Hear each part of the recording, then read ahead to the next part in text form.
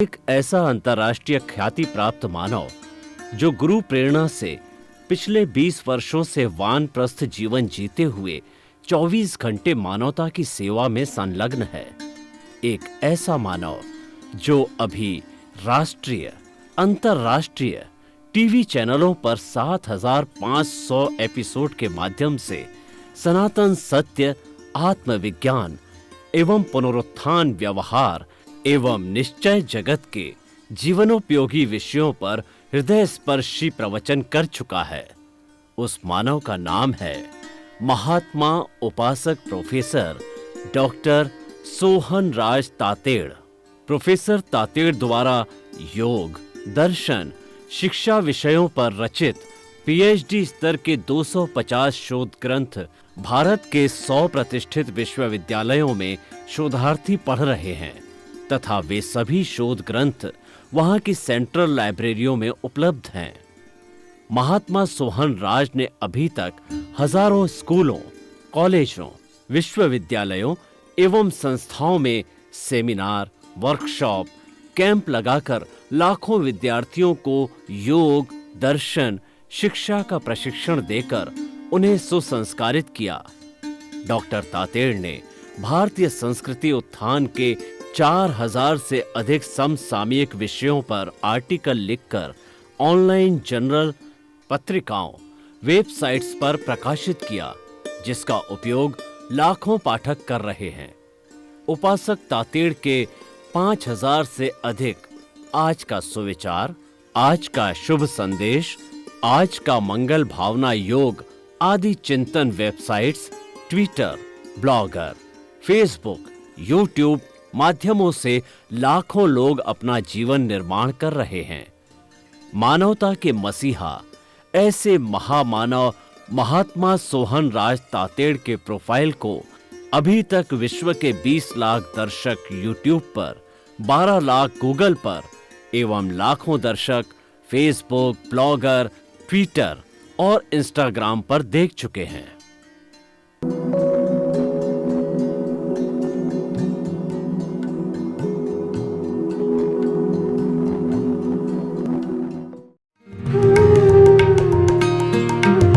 आइए, सुनिए, देखिए, समझिए सनातन सत्य।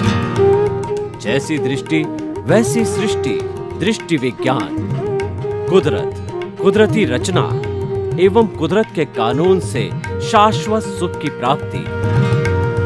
जोधपुर के परम पूज्य महात्मा उपासक प्रोफेसर डॉक्टर सोहन राज तातेड़ के निर्देशन में सनातन सत्य, जैसी दृष्टि वैसी सृष्टि, दृष्टि विज्ञान।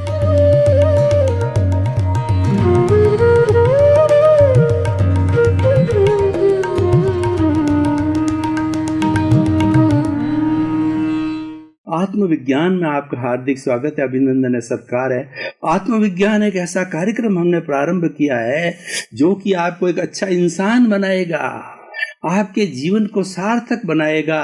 सभी लोग आपको पसंद करेंगे, घर में, समाज में, देश के लोग, और जहाँ भी आप, चाहे ट्रेन में हो, चाहे आप बस में हो, चाहे आप किसी पब्लिक प्लेस में हो, आप हमेशा पसंद किए जाएंगे।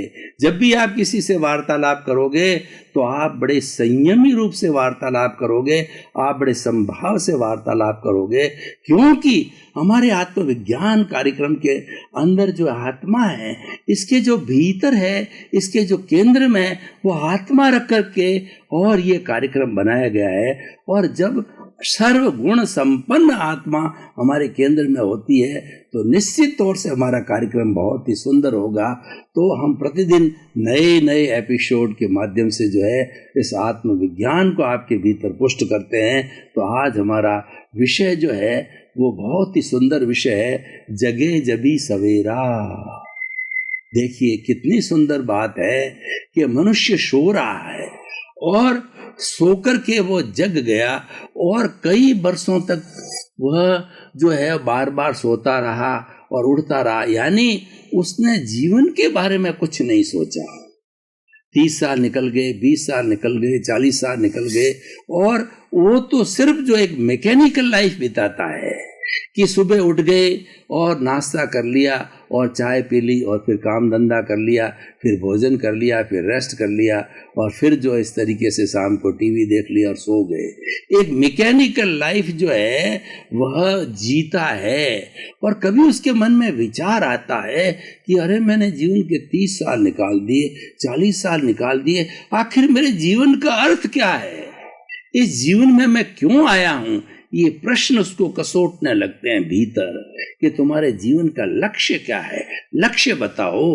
तब जो है वह चिंतन करता, अब मैं क्या करूं। तब उसको कोई ज्ञानी पुरुष मिल जाते हैं, तो ज्ञानी पुरुष जब उसको ज्ञान देते हैं तब वो बताते हैं कि जगे जबी सवेरा, निराश होने की कोई बात नहीं है। तुम अभी से स्टार्ट करो कि मेरा पुनर्जन्म हुआ है, मेरा जीवन यहाँ से स्टार्ट हो रहा है। सही तरीके से स्टार्ट करो, सही दृष्टि सही सोच के साथ में स्टार्ट करो। और जो रॉन्ग बिलीफ थी कि मैं तो मैकेनिकल लाइफ वाला ही व्यक्ति हूँ और जीवन भर ऐश आराम आनंद करना, मेरा घर परिवार धन दौलत यहीं तक से नहीं, ये तो हमारे साधन हैं, हमारा साध्य अलग है। हम इस दुनिया में कुछ करने आए हैं, दुनिया में कुछ समझने आने हैं। देखिए भाई और बहनों, इस जीवन के अंदर 4 चीजें बड़ी दुर्लभ है। पहली दुर्लभ जीव है कि मनुष्य का मिलना। हम जो इतनी सत्संगत आत्मविज्ञान के कार्यक्रम से कर रहे हैं और रोज रोज नए एपिसोड आपको बता रहे हैं, रोज रोज नई बात बताते हैं, नया विषय लेते हैं, ये सब आता कहाँ से? ये किसी किताब को पढ़ के नहीं बताया जाता है, ये किसी श्लोक का जो हिंदी अनुवाद नहीं किया जाता है या श्लोक का अर्थ नहीं बताया जाता है, वो तो रटन विद्या है।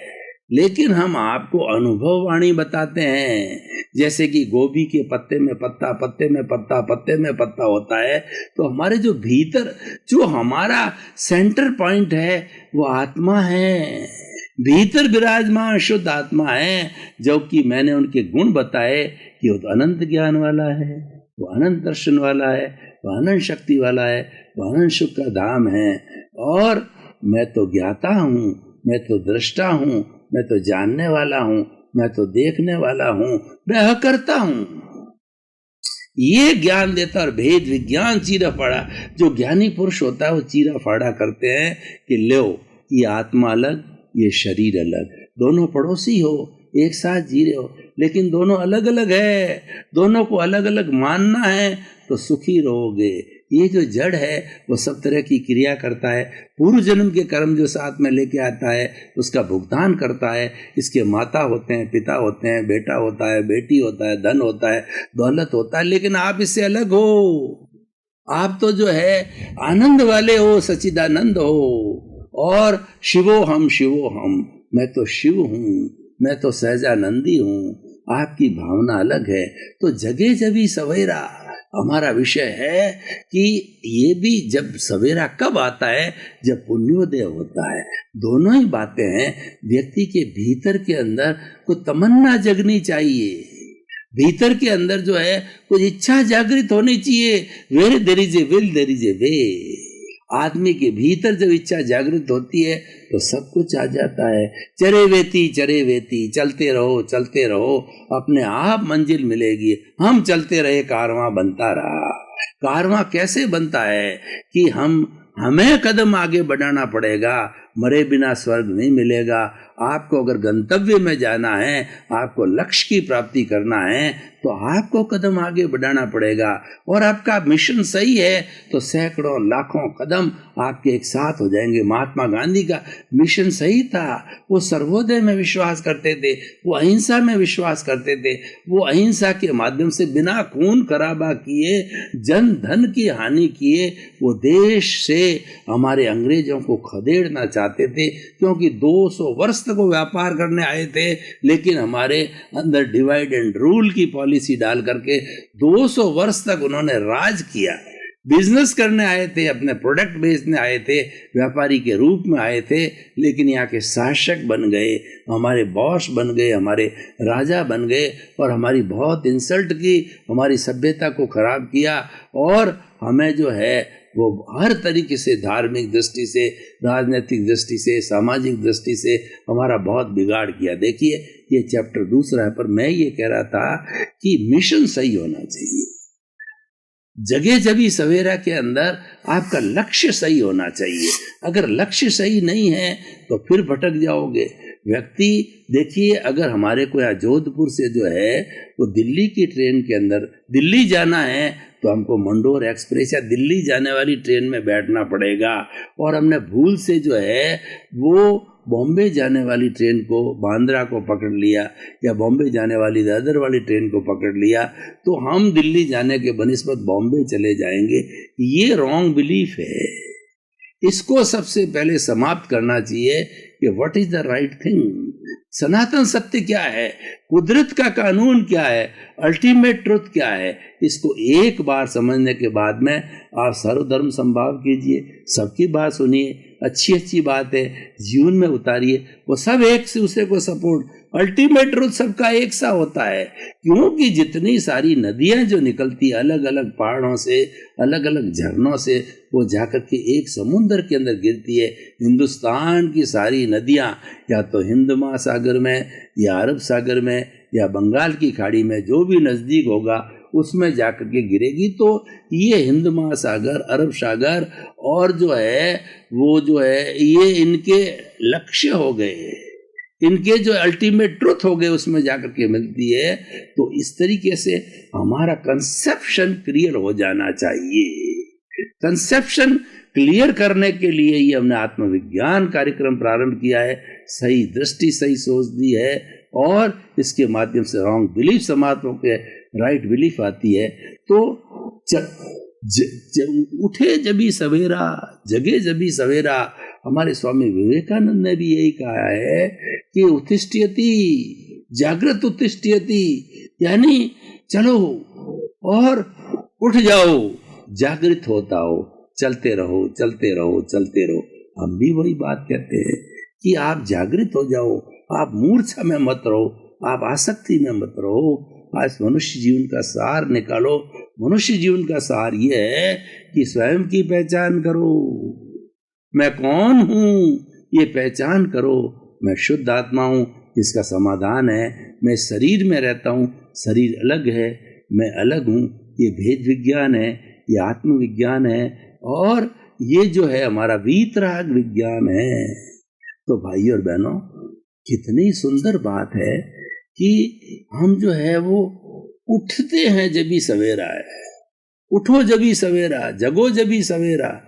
तो हमने खूब समय निकाल दिया तो भी चिंता की कोई बात बन गई। कितना बड़ा सुंदर लक्ष्य है।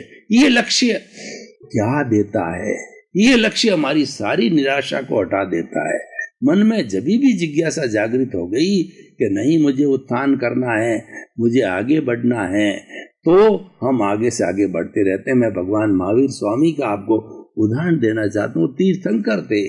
वो तीर्थंकर माता के गर्भ में जब जन्म लेता है तो उसको मति ज्ञान, शुद्ध ज्ञान और अवधि ज्ञान उसके गर्भ के अंदर ही हो जाते हैं। और वो तीर्थंकर का जीव जब दीक्षा लेता है तो चौथा ज्ञान उसको मन प्रयोग ज्ञान हो जाता है। मन प्रयोग का ज्ञान होता मतलब कि वो व्यक्तियों के बीच में, जीवित प्राणियों के भीतर में क्या चिंतन चल रहा है उस चिंतन को जानने लग जाते हैं, चिंतन के पुद्गलों को जानने लग जाते हैं।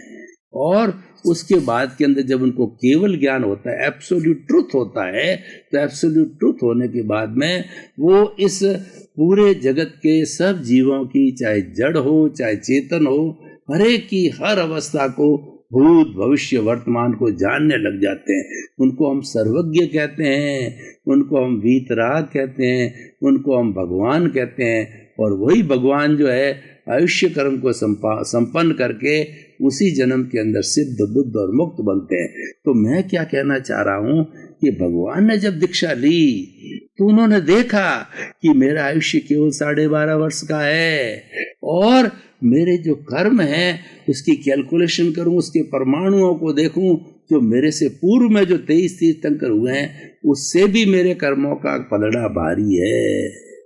तो उन्होंने यही कहा, उठे जभी सवेरा जगे जभी सवेरा। तो उन्होंने क्या किया, वो सिरे शरीर की आसक्ति को समाप्त कर दिया और ये संकल्प किया कि शरीर को कोई भी जो है वो नरक गति, तिरंज गति, मनुष्य गति, देव गति के कोई भी प्राणी इसको कोई तरह का कष्ट दे, छेदन वेदन करे तो मैं डोल रहूंगा, मैं आत्म प्रदेशों में रहूंगा और मैं इस शरीर का मोह नहीं करूंगा। यानी उच्चतम अवस्था, भेद विज्ञान में चले गए वो। मैं अलग हूँ, शरीर अलग है, मैं तो ज्ञाता दृष्टा हूँ, ये शरीर भोगने वाला है, ये शरीर करने वाला। उन्होंने 12.5 वर्ष की जो पूरे जीवन भर के अंदर जो तपस्या की, मौन रहे और मौन में अपने पुद्गलों को देखा कि महावीर स्वामी का ये शरीर रूपी जो पुतला क्या कर रहा है, उनके मन वचन काया है, उसको देखा, उसकी प्रवृत्ति को देखा, उसके एक एक परमाणु को देखा। और जहाँ पर व्यक्ति देखने लग जाता है वहाँ स्वतः ही जो कार्बन शरीर है वो हिलने लग जाता है, उसमें टर्बुलेंस होती। देखना राग द्वेष मुक्त होकर के जब हम देखना चालू करते हैं, जिसको हम ज्ञाता दृष्टा भाव कहते हैं, उस स्थिति के अंदर सबसे बड़ा फायदा क्या होता है कि हमारा जो कार्बन शरीर है उसके जो कर्म परमाणु उसमें लगे हुए हैं वो शिथिलता होती है। देखिए हमारा कार्बन शरीर है वह 2 तरीके से उदय के अंदर आता है। एक तो उसका स्वाभाविक उदय है, क्योंकि जब उसके साथ में भवांतर से कर्मों का बंधन हुआ है तो प्रकृति, स्थिति और प्रदेश और अनुभाग चारों का साथ में बंधन हुआ है। जब उसका उदय काल होता है तो प्रकृति, स्थिति कितने समय के बाद में उस स्थिति सारा एक साथ प्रकट हो जाता है। ये तो एक स्वाभाविक क्रिया है, this is a natural process. और एक प्रोसेस होती है कि हम उदीर्णा करते हैं। भगवान महावीर स्वामी की 12.5 वर्ष की तपस्या जो है उदीर्णा की तपस्या होती है। उदीर्णे का मतलब इनवाइट करना, अपने कर्मों को इनवाइट करना कि मेरे को इसी जन्म में मुक्ति जाना है, आप सब आइए, मैं आप सब का हिसाब चुकता करता हूँ। क्योंकि एक भी अगर प्राणी का हिसाब बाकी रहा, नो ड्यूज बाकी रह गया, तो उस भव में मुक्ति नहीं हो सकती है। तो भगवान ने जो है सबकी उदीर्णा की।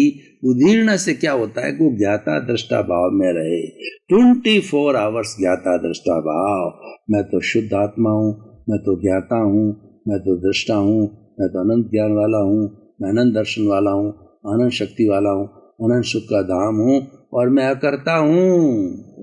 ये इस दृष्टि का उन्होंने पालन किया। तो इस दृष्टि के पालन करने से उनके भीतर जो जन्म जन्मांतर की अशुद्धि थी, जो कर्म थे जिनका कि वो झरण करना चाहते थे, जिनका वो निर्जरा करना चाहते थे, उनका डिसोशिएशन करना चाहते थे, आत्मा से अलग करना चाहते थे, तो ये सबसे बड़ी तपस्या है, सबसे बड़ा तप है, वो ज्ञाता दृष्टा भाव है।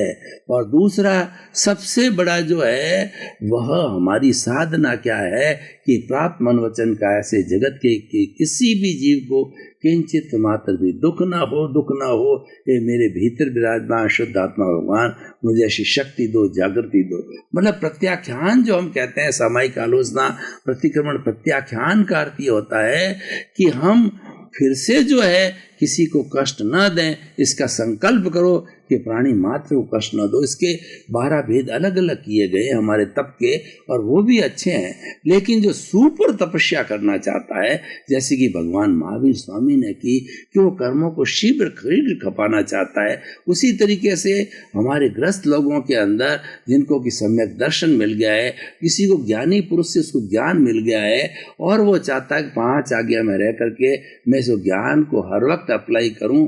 तो जब 5 आज्ञा के अंदर एवरी टाइम रहेगा, 24 आवर्स रहेगा, तो उसके नए बीज नहीं पड़ेंगे, नए कॉजेज नहीं आएंगे, और नए कॉजेज नहीं आने से अगला भाव नहीं बनेगा, और अगला भाव नहीं बनेगा तो इसी भाव में यहाँ अभी जो है हमारा मोक्ष बंद है, तो अगले भव में सिमंदर स्वामी के चरणों में जन्म लेकर के और वह जो है सिद्ध बुद्ध मुक्त बन सकता है, वो ज्ञानी बन करके ज्ञान लेकर के।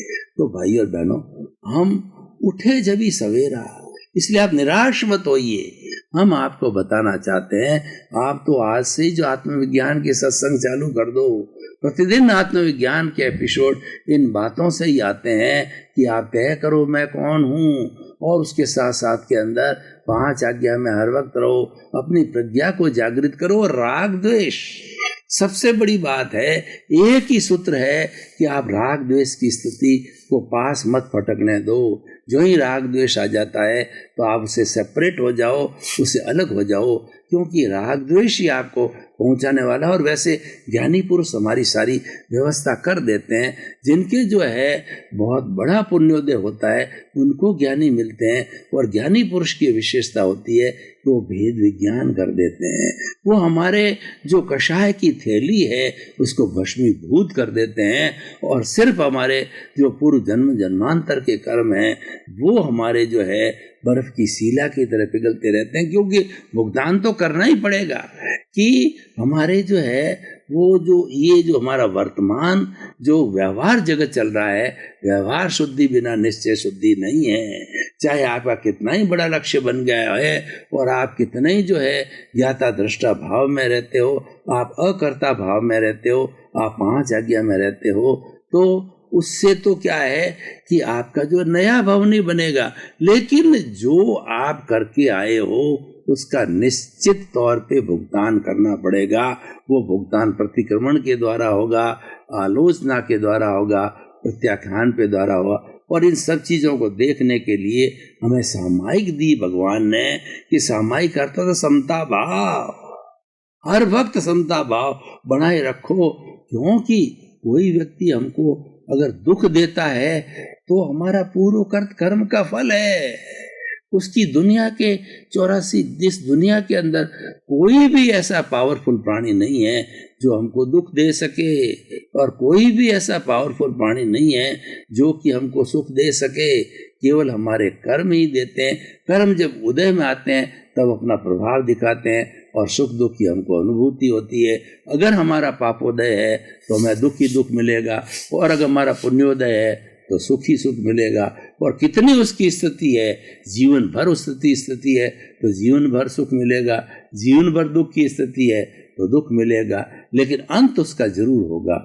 हर संयोग के साथ विवेक जुड़ा हुआ है। ये कुदरत का कानून है, ये सनातन सत्य है। और यही जो है सही दृष्टि, सही सोच है कि हम कर्ता नहीं हैं, अकर्ता भाव रखो। और जगत के किसी भी जीव को कर्ता नहीं समझें। कर्ता व्यक्ति हो ही नहीं सकता। मैं तो एक संजोग हूँ, मैं तो एक निमित्त हूँ। और इस तरह से सृष्टि के अंदर हर प्राणी एक निमित्त है, एक जो है वह जो है वो कार्य करने वाला है, लेकिन वो कर्ता नहीं है। वो तो किसी का निर्देश मानने वाला है, संजोग के रूप के अंदर वो जो है वो कार्य कर सकता है। तो भाई और बहनों, इस सारे एपिसोड से जो है जगे जबी सवेरा हम क्या निष्कर्ष निकालते हैं कि सबसे पहले आपका जितना जीवन निकल गया है उसकी चिंता छोड़िए, और अब जितना शेष बचा है यानी इसी क्षण से, वर्तमान क्षण से ही जो है आप अपने आप में ज्ञान अप्लाई कीजिए। ज्ञान एक दीपक है। ज्ञान हमारी रॉन्ग बिलीफ को समाप्त करके राइट बिलीफ लाता। ज्ञानी पुरुष की आप खोज कीजिए कि ज्ञानी पुरुष कहीं मुझे मिले, जैसा विवेकानंद जी ने खोज की। विवेकानंद जी परख करते रहे अपने अपने गुरुओं की, कोई गुरु मिला नहीं, लेकिन राम कृष्ण के अंदर वो सब गुण मिले, परमहंस के अंदर जो वो चाहते थे। कि ये मेरा भाई और बहनों, आपका बहुत बहुत धन्यवाद। आप आत्मविज्ञान कार्यक्रम देखते रहिए। आत्मविज्ञान कार्यक्रम आपकी दृष्टि को अच्छा करेगा, आपकी सृष्टि अच्छा बनाएगा, आपको सुख की अनुभूति होगी। और सबको दिखाइए, परिवार के सभी सदस्यों को दिखाइए, उनमें सुसंस्कार आएंगे। आज हमारे बहुत से चैनलों के अंदर केवल मनोरंजन किया जाता है, और हमारे आत्मविज्ञान में आत्मरंजन है। बेसिक डिफरेंस दूसरे चैनल और हमारे आत्मविज्ञान के चैनल में अंतर है कि ये आत्मरंजन है। आप जितना जितना आत्मरंजन करोगे उतना उतना आपकी शुद्धि होगी, उतना उतना आप मोक्ष के नजदीक जाओगे, उतना उतना आपको स्थायी सुख होगा। क्योंकि हमारा ये कार्यक्रम सर्वे भवन्तु सुखिनः सर्वे भवन्तु निरामया, लोक के सब जीवों को सुख मिले, शांति मिले, आनंद मिले, सबका कल्याण हो, आपके प्रति मंगल भावना।